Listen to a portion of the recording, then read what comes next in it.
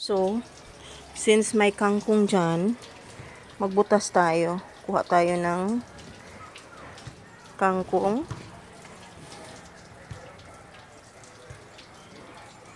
Ayan na. Butas na tayo. With kutsilyo. Kasi gusto patay diha. Sumuha tag kangkong guys. Pakaon natin sa ating manok. O diba? Farming is life. Daming ano din dito oh. May mga durian oh. Kita niyo yan? Kita niyo yan guys? Daming durian dito oh. Ito sa kapitbahay namin to. Daming bunga ng durian oh. Ayan.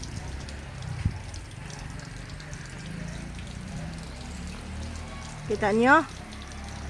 Kita niyo diba? Pero ang focus natin, manguha tayo ng ay nako. Manguha tayo ng kangkong. Kasi pakain natin sa ating